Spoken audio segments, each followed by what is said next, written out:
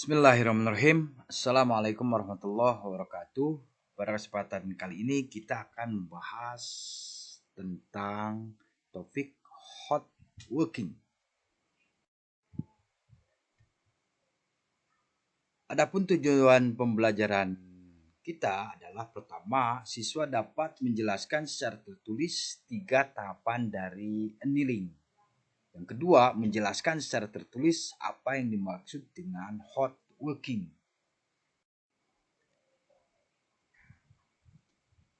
Pembahasan tentang topik hot working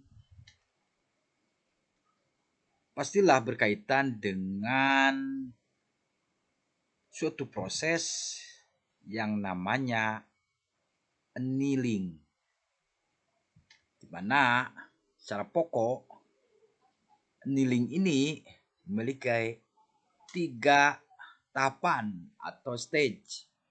Pertama, recovery. Kedua, rekristalisasi.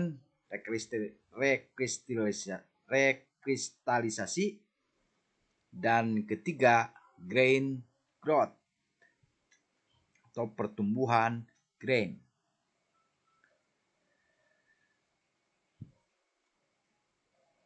Sebelumnya telah kita bahas tentang cold working. Cold working merupakan mekanisme strengthening atau penguatan yang sangat bermanfaat dan merupakan cara yang sangat efektif dalam membentuk material melalui wire drawing, rolling, extrusion, forging, dan lain sebagainya. Akan tapi terkadang cold working mengarah pada efek-efek samping yang tidak diinginkan. Sebagai contoh, kehilangan daktilitas atau terbentuknya residual stress atau tegangan-tegangan sisa yang tidak diinginkan untuk aplikasi tertentu. Karena cold working atau strain hardening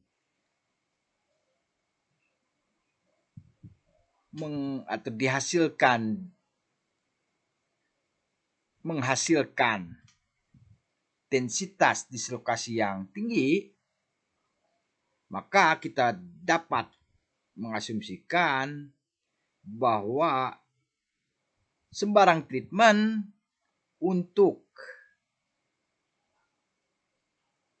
mengarrange kembali atau mengembalikan keadaan semula, atau sebarang treatment untuk menghilangkan dislokasi tadi akan membalik efek dari cold working.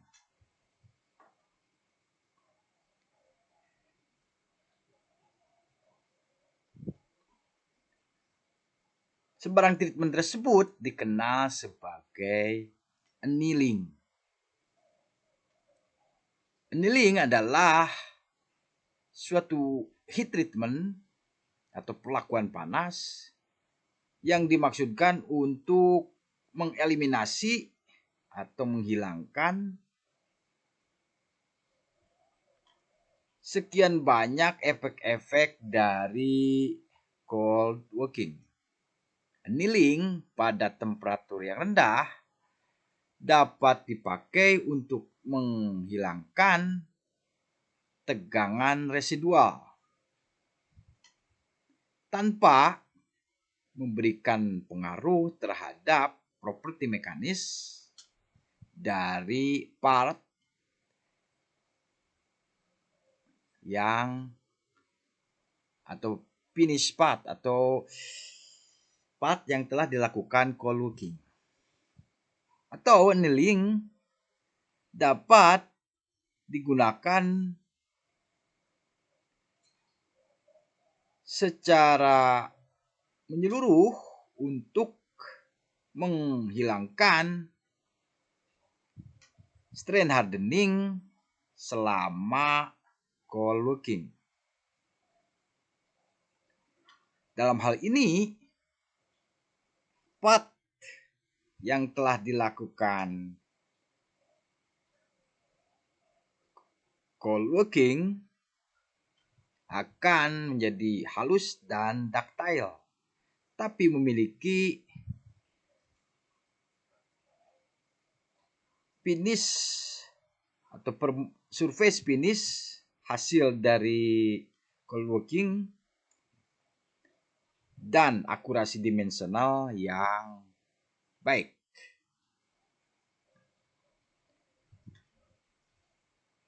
Setelah annealing,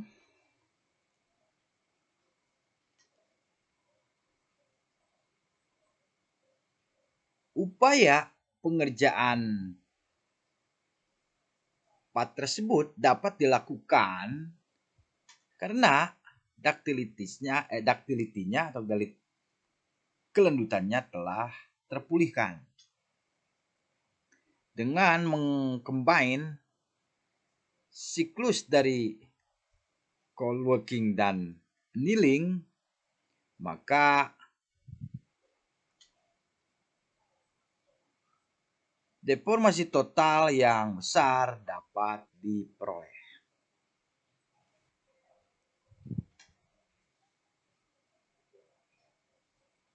Memasuki tahap awal dari proses annealing, di mana telah disebutkan tadi bahwa annealing memiliki 3 stage pokok, yakni recovery, recrystallization, dan grain growth. Untuk recovery, mikrostruktur yang diakibatkan oleh proses cold working terdiri atau merupakan butiran-butiran atau grain yang telah terdeformasi, sehingga merupakan atau berbentuk dislokasi dalam jumlah yang besar.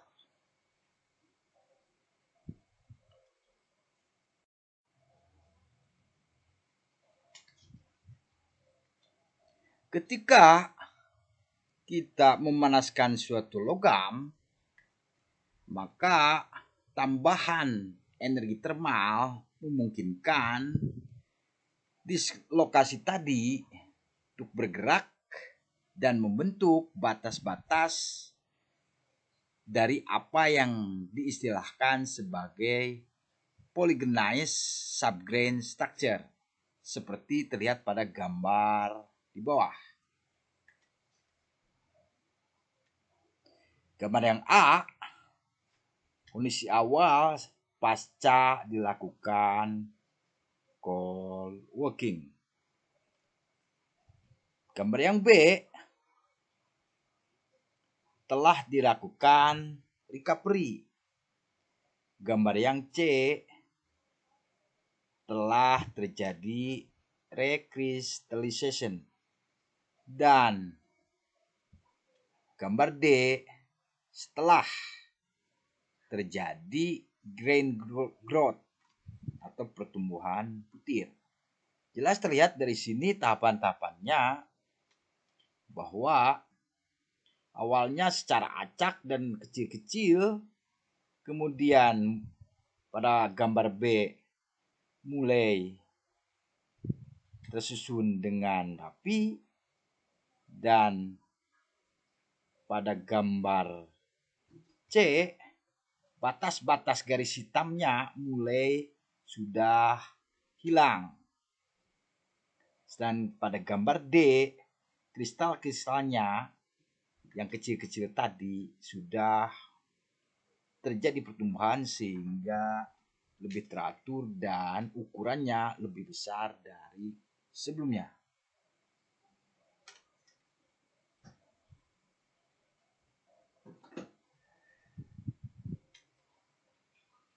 Gambar-gambar pada A ini, yang butir-butir kecil ini, itulah yang dimaksud dengan dislocation density atau rapat densitas atau kerapatan densitas atau kepadatan dislokasi. Akan tetapi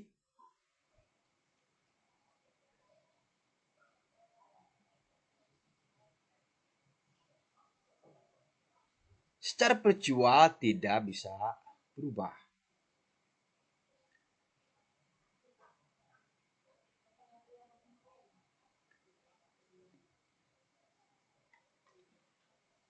Treatment dengan temperatur rendah akan menghilangkan residual stress yang diakibatkan oleh proses cold working tanpa menyebabkan perubahan densitas dislokasi, dan treatment pada suhu rendah tersebut dinamakan sebagai recovery.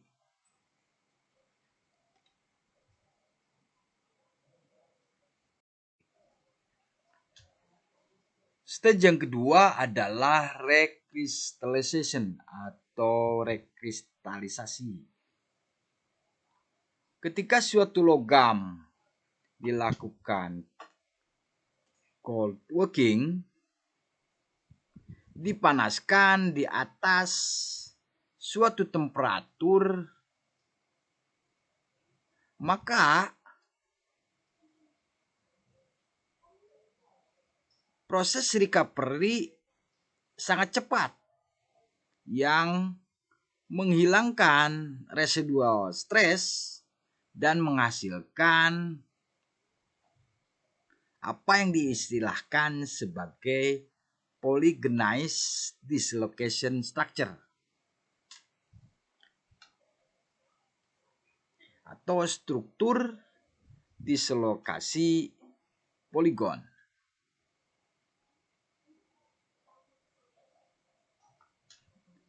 Grain atau butiran-butiran kecil baru kemudian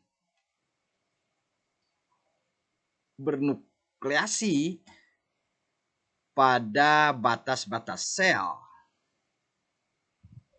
dari struktur poligon tersebut, sehingga mengeliminasi sebagian besar dari dislokasi.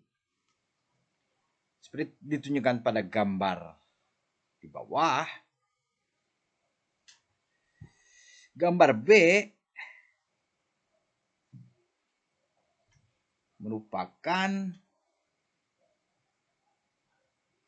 gambar C, maksud saya gambar C merupakan proses rekristalisasi. Di sini terlihat bahwa terjadi perubahan ukuran atau butiran-butiran grain yang bisa terlihat atau bisa dibandingkan dari gambar B dan gambar C. Atau bisa dikatakan proses gambar C ini adalah proses pereduksi grain-grain atau butiran-butiran kecil menjadi lebih besar.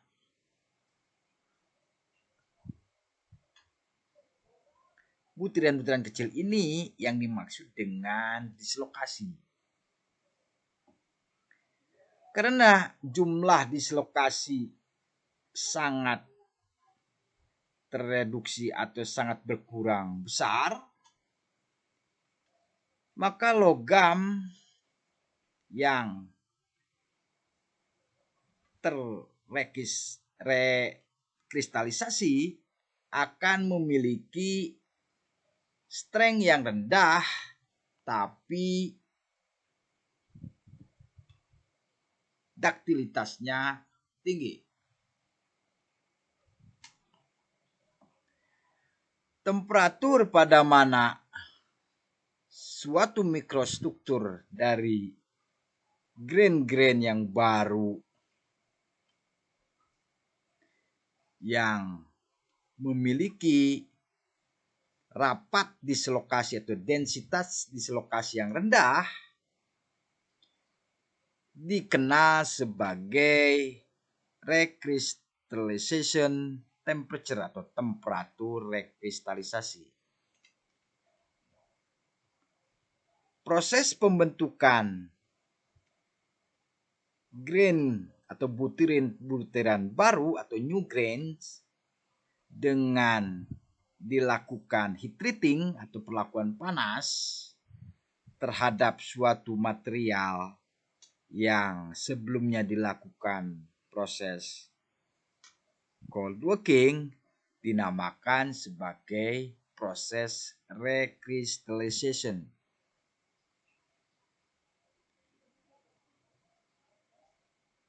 Lebih lanjut, temperatur rekristalisasi sangatlah tergantung pada banyak variabel dan tidak hanya pada temperatur yang fix atau yang tetap.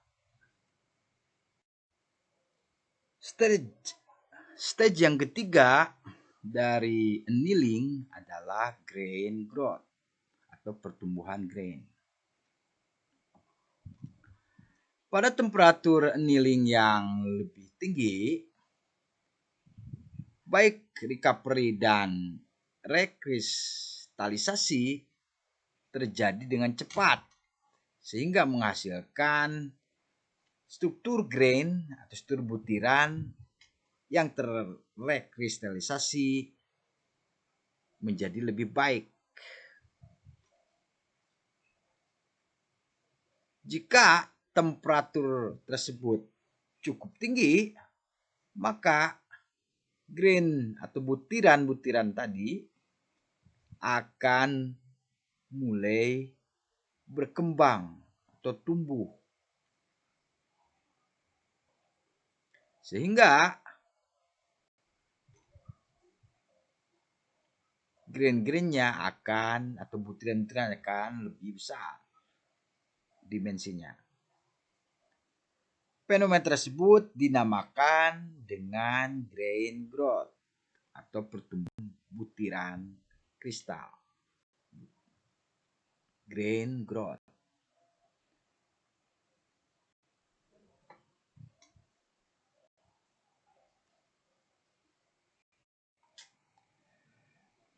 Sebagai ilustrasi, kita amati gambar di bawah ini di mana dijelaskan photomicrograph dari atau tentang efek temperatur annealing atau annealing temperature pada grain size atau ukuran butiran untuk spesimen kuningan atau brass.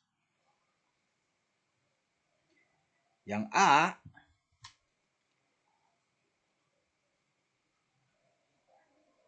dilakukan annealing pada 400 derajat Celcius. Yang B dilakukan annealing pada 650 derajat Celcius. Dan yang C atau gambar yang C dilakukan annealing pada 800 derajat Celcius. Terlihat dengan jelas bentuk atau foto butiran-butiran yang jelas-jelas berbeda atau ukuran butiran antara gambar A, B, dan C sangat berbeda sebagai efek dari perbedaan temperatur annealing. Setelah memahami proses annealing, maka kita memasuki topik inti dari pertemuan kita, yaitu tentang hot working. Hot working didefinisikan sebagai proses deformasi plastik atau proses pendeformasian secara plastis material logam pada suatu temperatur di atas temperatur rekristalisasi. Selama dilakukan hot working, maka material logam akan secara kontinu terrekristalisasi.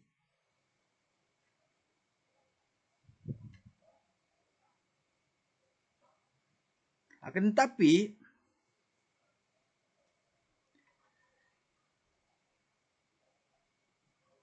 kita dapat mendeformasi suatu logam ke dalam bentuk yang berguna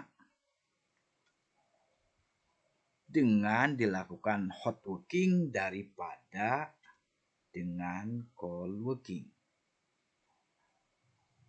Tentunya hot working juga memiliki catatan-catatan yang menjadi perhatian para engineer. Di antaranya, pertama, lack of strengthening atau kurangnya penguatan.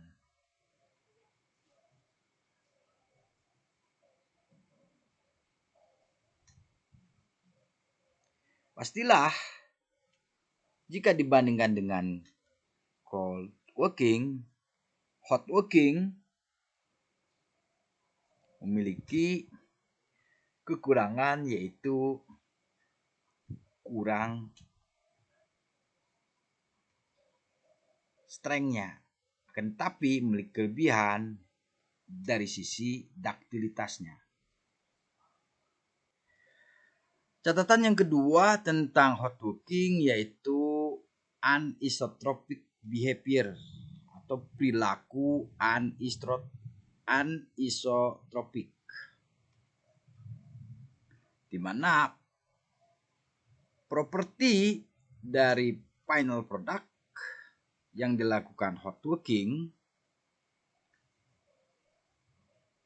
tidak bersifat isotropik.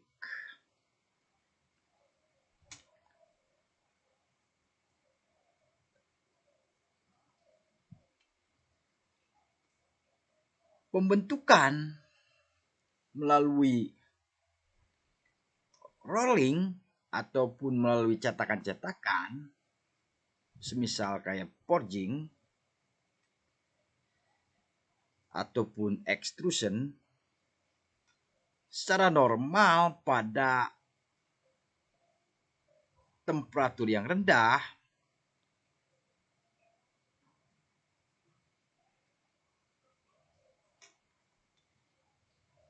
akan secara cepat atau lebih cepat mendinginkan bagian permukaannya, atau dengan kata lain tidak menyeluruh.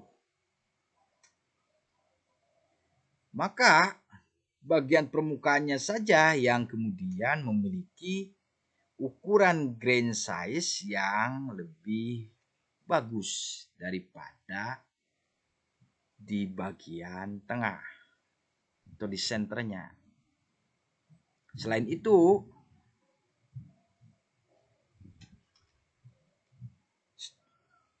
strukturnya lebih bersifat fibrous yang terbentuk dikarenakan inklusi dan partikel-partikel second phase. Yang ketiga, yang menjadi catatan dalam hotworking adalah terkait dengan surface finish dan dimensional akurasi atau akurasi dimensi dan permukaan finishing dari foam yang dilakukan hotworking. Finishing atau surface finishing pasca dilakukan hotworking biasanya lebih jelek daripada proses yang dilakukan secara cold working.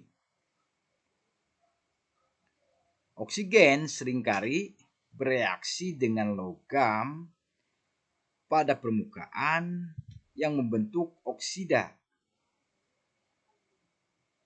yang dipaksa ke bagian permukaan selama proses forming.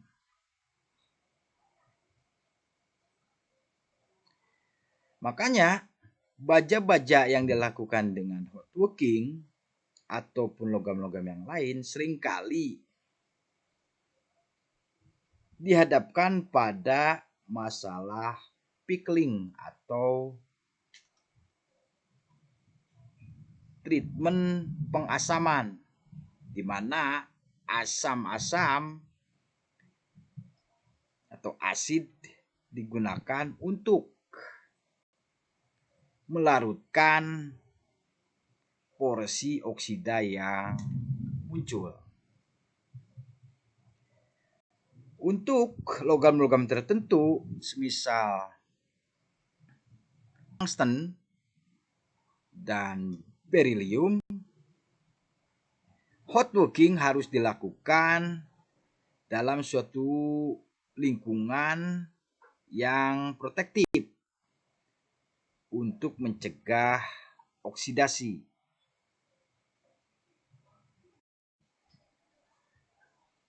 Demikian apa-apa yang bisa saya sampaikan terkait topik hotworking.